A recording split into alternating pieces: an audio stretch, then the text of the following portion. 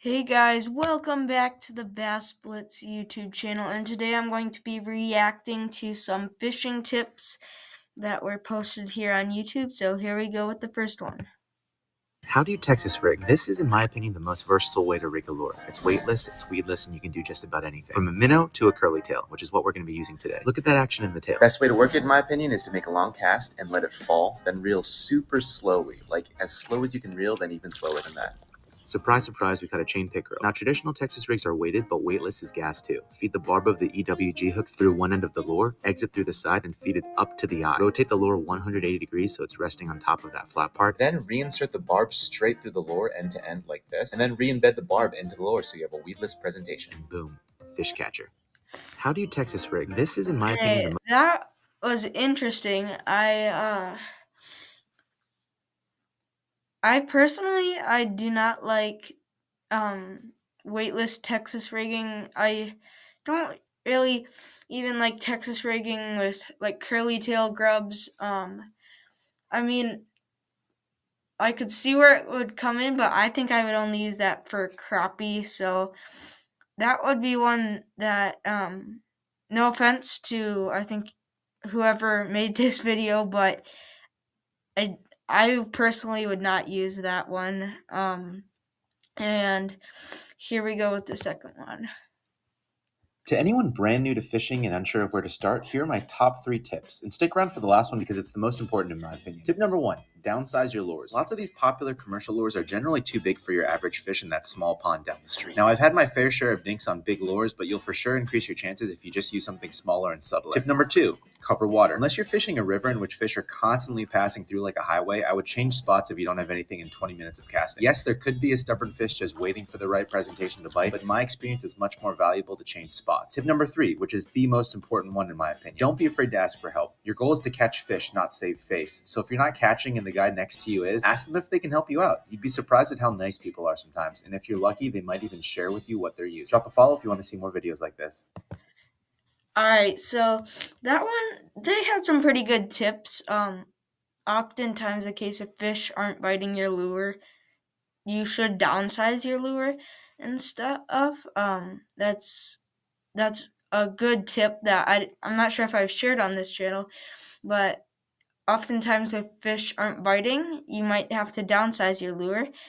Now, back to the other one about the Texas rig. You can downsize your lure, but for a Texas rig, that's just kind of, I feel like, in my opinion, it's kind of meant for bass, and there's a certain line that I don't cross with Texas rigging, and so there's a certain thing where, for me, Texas rigging can be a little too small unless you're fishing for crappie, which would be the only scenario where I would do the Texas rigging before. But I definitely agree with the last one that you can always ask for help and ask people for help. And here, let's see if there's some more good shorts up here.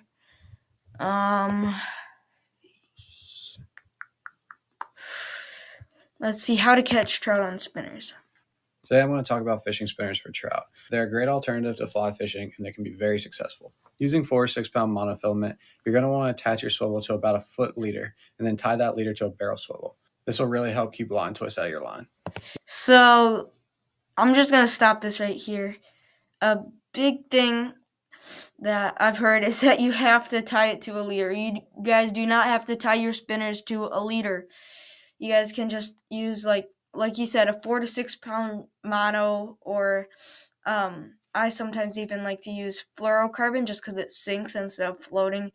And just, you don't need a leader for your spinner. But let's see what else he has to say. You can then fish the lure by either casting it upstream, as I do here, across the stream, or downstream, and then reeling it up. So you technically can fish it anyway, but I personally like to throw it upstream and into the rapids because that just looks a lot more natural, because you'll see bugs and stuff coming down the stream and you don't see them coming up the stream. So I like to fish it up, but you can also fish it sideways, or if you see a pool downstream, I like to head downstream and so I can cast upstream into it. But casting downstream will work in some scenarios, and I'll hopefully have a video on what those scenarios are coming up soon. You'll then want to keep the lure suspended in the water and just reel until you get a bite. Yep. I'm using a single hook here because I plan to catch and release, and usually a 1/8 or 1/16 ounce lure is best. And that's pretty much it. Now you just gotta give it a try yourself. Yes, so a 1/8 to 1/16 ounce lure is normally what I look for in my spinner size. I don't like anything bigger than that because then you, like you said, you can't keep it suspended, and anything lighter than that, you won't be able to cast it really anywhere. See, anything, there's a carp fishing hack. I don't really like fishing for carp. The only fishing I'd be interested in doing for carp is bow fishing for them, because I do not like carp. Let's see.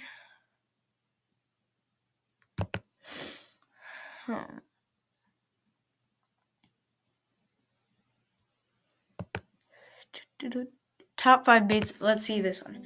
Go to your local Walmart and grab some of these Panther Martin spinners. First off, no offense to Walmart, but you should not probably go to Walmart for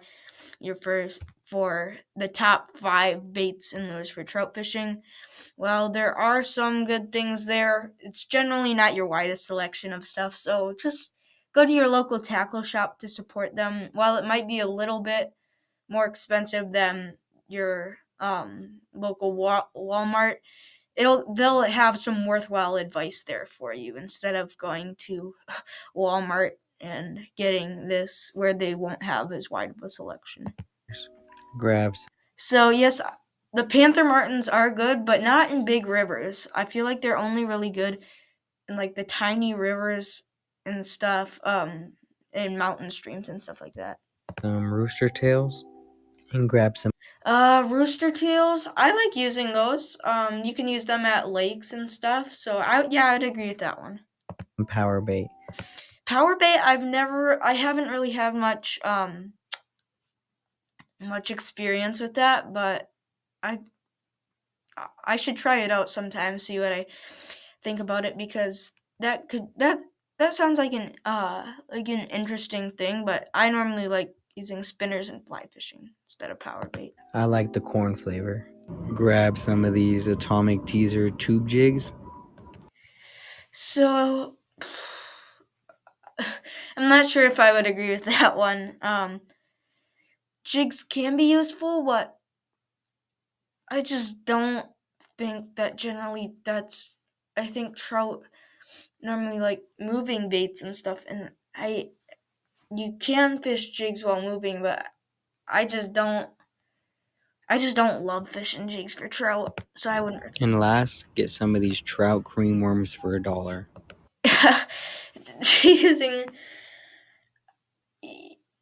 If you're using trout worms, you might as well just get the last option if you're going for trout. Again, if you're using jigs, I would recommend using like these little whipper jigs, but like